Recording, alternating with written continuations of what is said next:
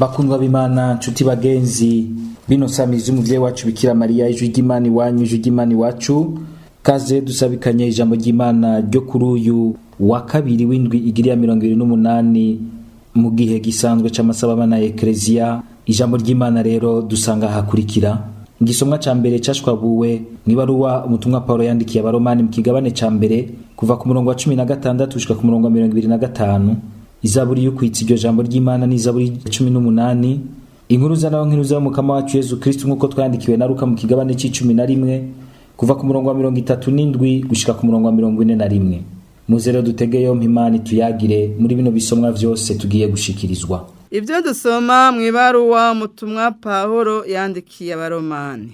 Nshuti zanje, inkuru nziza n'intera isoni irimwo mbere ububasha bw'Imana buzanira ubukiriro uwemeye wese, ubwa mbere umuyahudi hanyuma umugreka. Muri iyo mbere ubutungane bw'Imana burishura buva mu kwemera no mu gukuza uko kwemera nyene, nk'uko handitswe ngo uwufise ubutungane azobeshwaho n'ukwemera. Nanone ishavu ry'Imana ririko ririhishura riva mu ijuru kubera ubugaba n'ubugunge bwose bw'abantu banigisha ukuri akarenganyo, kuko ivyo umuntu yomenya ku Mana bimenyekanira muri bo, kandi Imana yonyene yarabibamenyesheje. Nkako nyene ivyayo maso adashobora kubona kuva aho isi iremewe,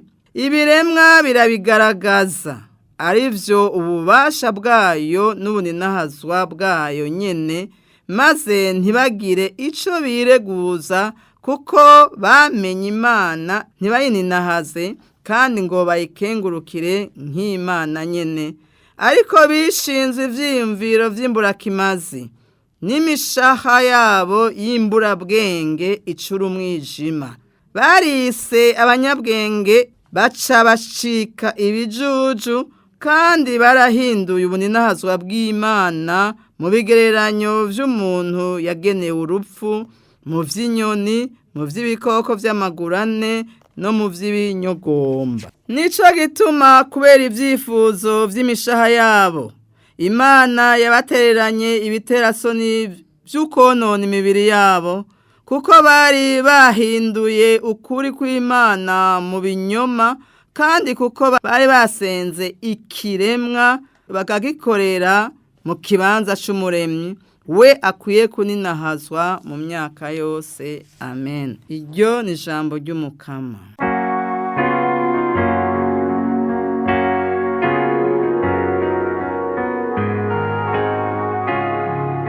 Ijuru riyaga kw'Imana ihambaye.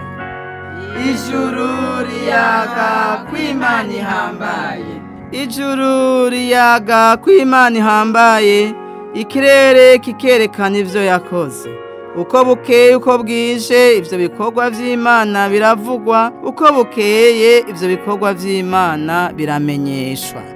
Ijuru riyaga kw'Imana ihambaye. Nta majambo canke ururimi birimwo, ijwi ryavyo ntiryumvikana, ariko impinguro yavyo iribonekeza ku isi yose, ingendo yavyo ikibonekeza gushika ku mpera y'isi. Ijuru riyaga kw'Imana ihambaye.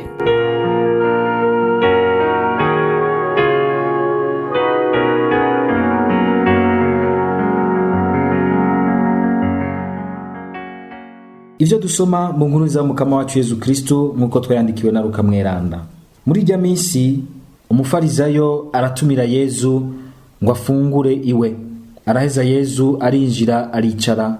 Wa mufarizayo aratangara kuko atarinze gukaraba atarafungura. Umukama aramubwira ati, mwebwe abafarizayo mwoza urwato n'inkoko inyuma gusa, naho imbere mwuzuye ubusuma n'ububisha. Mwabijujumwe, mbega uwaremye ivy'inyuma ntiyaremye n'ivy'imbere? Nimfume mutanga ibiri imbere mu bihaboro, niho vyose bizobabera vyiza. Nitwakirize yompi iyi nkuru nziza y'urukiza.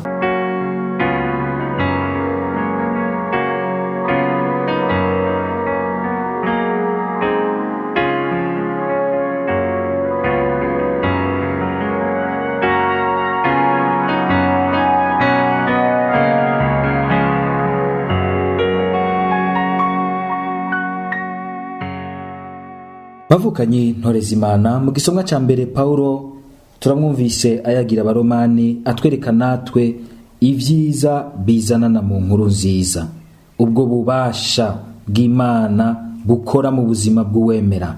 Iyo nkuru nziza ivyara urukiza mu kuducyorora, ikadushiramwo ubutungane n'ubweranda bw'Imana. Uwemera rero niho acaba muzima koko munyonga z'Imana, kuko mu kwakira ubwo bubasha bw'ijambo ry'Imana, ubwo bubasha bw'inkuru nziza mu buzima bwiwe, aba yakiriye ubwo bubasha bw'ubuzima. Ubwo bubasha bushobora guhindura, bukaza burahindura umuntu uko bukeye ko bwije, bukamurema, bukamuha igihagararo gishasha c'umuntu w'imbere, agacika umuntu mwiza, umuntu mushasha. Umuntu rero akaba uwarekuriwe n'Imana, ariko kandi utwaye muri we ubutungane bw'Imana, kubw'ingabirano y'Imana imubamo. Ubwo butungane bw'Imana rero ngaha ntitubwumve nka bwa butungane bwo guha umwe wese icyo afitiye uburenganzira ihibambewe, canke bwa butungane bumenga ni bwa butungane bw'Imana ihana abagize nabi igashimira abagize neza. Oya, ubwo butungane Paulo atubwira hano mw'ibaruwa yandikiye abaromani n'ubutungane bugaragaza urukundo rudasanzwe rw'Imana, ni bwa bweranda bw'Imana buyituma itugirira neza tutaguze, ikaturangurira ivyiza kubw'ubuntu bwayo gusa, atari uko twari tubikwiye, ariko kubera ariyo nziza. Kandi muri uko kutubera nziza ikaduha natwe kugabana ku bwiza bwayo. Nta kindi rero isaba umuntu atari ukwemera no kuyizigira, akinjira mu ntumbero yayo, ibindi igakora ivyiza, igatangaza umuntu. Ewe ijambo ryuzuye ukwizera riri hano, ego cane Imana ni Imana, niyo nsa ishobora kugaba itunga ringana gutyo ikariha umuntu atakimwiteze ko, atanikindi musavye atari uko gusa yokorosha umutima akayakira. Niyo yitanga yonyene igasaba umuntu kuyizera. Ninde wundi yoshoboye gukunda umuntu kugezaho? Canke hoho ninde yociye ubwiza bw'Imana? Ninde yoshoboye guca urukiza Imana itanga? Ninde yoshoboye kubera kubwiwe wenyene, ku bushobozi bwiwe, ngo ashobore kubera koko uburinahazwa bw'Imana ngo buziwe? Ni Imana yonsa yigiriye ingingo yayo nziza yo kuducungura, ikazi ikavyagiza uburinahazwa bwayo muri twebwe. Ivyo tutopfuye dushoboye kuriha munyonga z'Imana, umwana w'Imana Yezu Kristo Imana yonyene ikamuduha kugira ngo abirihe mu kibanza cacu. Ego cane muvukanye uri kurumviriza ijambo ry'Imana, kumbure warura ahantu uhakwa kwiyugaranira mu kabi, kwiyugaranira mu bunyakamwe bwawe, mu kabi kawe, wibaza yuko utagikwiye no guseruka mu nyonga z'Imana kubw'ibi wakoze uko vyo babingana kose. Ariko wibuke yuko atanumwe ashobora kubera koko inema y'Imana. Ni Imana ibiduha ku buntu bwayo, bivuga ko uwo ari we wese, uko asa kose, uko angana kose, mu vyo yarabayemwo vyose vyo muri kahise canke kubuka ubuzima bwiwe, igihe yizigiye Imana akakira ukuboko imuhaye, imuhugo rukiza, atopfuye ashoboye guca na gato canke ngo abere na gato, ikarumuha kubw'ubuntu bwayo, kubw'urukundo rwayo n'imbabazi zayo, kubw'urukundo ikunda umuntu. Nawe rero iraruguha, ugurura umutima. Imana yashatse kuruguha, yarashatse kuruguha, ugwakire, wakira ubutungane, wakira ubuninahazwa bw'Imana muri wewe. Nta kindi gusavye, igusavye kuyizigira. Paulo arabandanya tuyagira muri ino baruwa atwereka ukungene iyo Mana y'urukundo ruhebuje yashimye mbere kwiyumvisha no mu biremwa vyayo, ariko ko abapagani co kimwe n'abandi bose bafise imengamero gipagani muri bo bahitamwo ahubwo gusubiriza Imana ivyo yaremye. Umuremyi bakamusubiriza ibiremwa, bagasenga ibiremwa. Ivyo biremwa Imana yashimye gushira munsi yabo, bakaba ari vyo bafukama imbere yavyo. Aho bopfukamye imbere y'uwo abarengeye agaheza akabaduza mu buninahazwa bwiwe. Imana mushobora vyose. Paulo aciye atubwira ati ngo bariyujuje umwijima mu bwenge bwabo baca bacika ibijuju. Hariho abiyita ngo ni incabwenge kandi mu nyonga z'Imana ari bijuju, kuko ubwenge bwabo babwujuje umwijima, baranka gusenga Imana ibiyereka mu vyo yaremye, bagaragura bagasubira, bagatwara mu malaboratoire bakagaragura bagasubira, bakabona yuko ibiremwa vy'Imana vyumvikanamwo ubundi bubasha bw'uwabiremye ariwe bategerezwa gufukamira. Paulo akabandanya agira ati ngo nico gituma kubera ivyifuzo vy'imishaha yabo ngo Imana yabatereranye ibitera soni vy'ukonona imibiri yabo. Tutahure ino mvugo ya Paulo. Paulo icagombye kutubwira ngaha nuko ukwanka kwemera no kwakira Imana y'ukuri, hanyuma umuntu agakorokera mu gusenga ibigirwamana canke mu kwisenga, atari ibintu gusa bihera mu bwenge, ariko nuko bica bigira inkurikizi mu inyifato mbi ziheza zikagaragara mu muntu yanse gusenga Imana. Kuko burya gusenga Imana, tugapfukama tugasenga Imana y'ukuri, tukayiha ikibanza mu buzima bwacu, ikaba iya mbere mu buzima bwacu, biduha ubukomezi bwayo budukingira kugira inyifato mbi, inyifato ziteye isoni, inyifato zitabereye iteka ry'umuntu. Aha rero birumvikana ko umuntu wese atagombye gusenga umuremyi, gusenga Imana y'ukuri, acamera nk'umuntu yazimiye, atakibona iyaja n'iyava, umuntu yataye intumbero. Ivyo navyo bigaca bivyara izindi ngeso mbi mu muntu, nubwo yoba afise ubundi bwenge buhanitse bwo gusarangura ivyaremwe, kubitahura no kubisigura neza. Kuri Paulo rero, uwo mwijima uvyara ingeso mbi n'ubube gito muri uyo ubwenge bwiwe bwankankana kubona Imana mu vyo yaremye ngo aheza afukamire Imana y'ukuri. Ivyo bisa n'ivyumvikana kuri Paulo nk'ivyumvikanamwo igihano gikomeye kizanana nuko umuntu yanse kwakira Imana y'ukuri mu buzima bwiwe, akavyankankana. Niyo rero bavukanye twohakura natwe inkebuzo, tukamenya ko atanyungu nimwe umuntu agabana mu kwiyonkora ku Mana y'ukuri, agasenga ibindi, akisenga canke agasenga ibindi bigirwamana tubona n'ubu vyuzuye bigisibije aha mw'isi yacu uyu munsi. Ibigirwamana vy'ubuhumbu, ibigirwamana vy'ifaranga, ibigirwamana vy'umuzika, ibigirwamana vy'ubukuru butari bwo, eka n'ibindi bigirwamana vyuzuye muri iyi si. Turabe bavukanye abantu birekuriye mu minwe y'ivyo bigirwamana, inyifato zabo izarizo ntizibereye iteka ry'umuntu.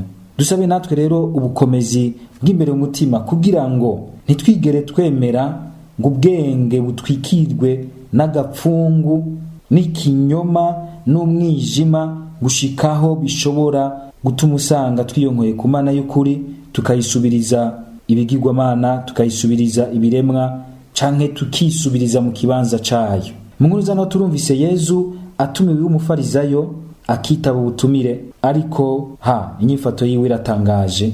Umenga aciye ashira mu ruhagarara abamutumiye, aranse guca yinjira mu mico n'imigenzo y'igihe ciwe, acagira iyindi nyifato itangaje gose. Umufarizayo yamutumiye aranse gukaraba ku minwe yiwe imbere yo gufungura, kuko ivyo vyahenda abafarizayo, bagaca bibaza yuko bakaravye iminwe mbere yo gufungura canke ya migirwa yose yo kwiyuhagira baca bacika beza, abacyoroye imbere y'Imana.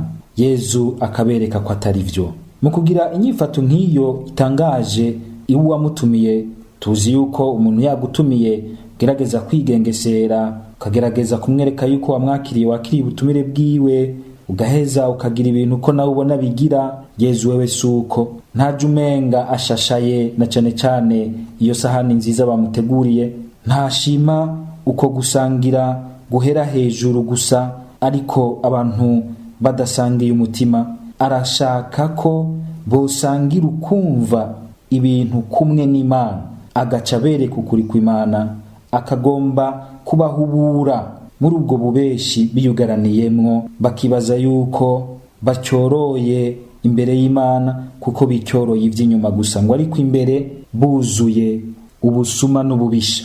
Kuri Yezu rero ucyoroye neza imbere y'Imana n'uyafise umutima ucyoroye.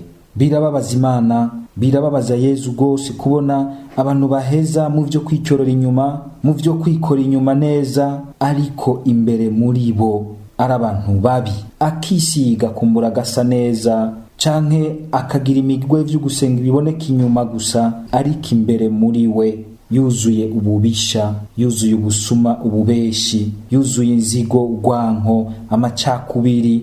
Bavukanye, iyi nkuru nziza ya Yezu Kristu iradutumira natwe kuraba ibiba imbere mu mutima wacu, ntiduhere ku vy'inyuma gusa, ari mu vyo gusenga, ari mu vyo kwikora tukisiga tugasa neza inyuma, ariko imbere dusa nabi. Imana itubonye yumva ibabara, suko menga igihe cyose tubonye yo kwa misanga turi beza turi beranda, mugana imiburiburi ikabona uwo mwitwarariko ubwa mbere uhambaye wo kurondera gucyorora imbere muri twebwe, haguhera ku vy'inyuma gusa. Mbere rero nko kweza cyo bitwereka muri no nkuru nziza, iryo cyororwa ry'imbere muri twebwe, ubwo bweranda, ubwo bwiza bw'imbere muri twebwe buzanana mu rukundo tugirira abandi. Nahagize ati nimupfume mutanga ibiri imbere mu bihaboro. Uwo mutima udutuma twiyugururira abandi mu rukundo, na cane cane abantu bato bato. Aboro niwo utushiramwo umutima mwiza, niwo uduha kuba beza imbere y'Imana, Imana igashima, yatubona igahimbarwa. Umutima wacu rero utyororwa na cane cane n'urukundo tugiriranira hagati yacu, tugirira bene wacu.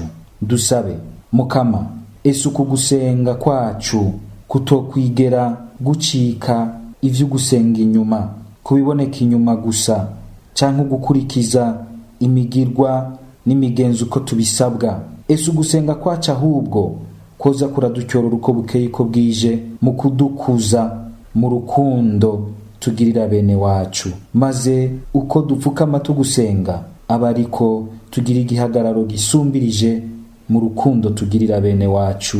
Amen. Kuzina rya Data n'irya Mwana n'irya Mutima Mweranda. Amen.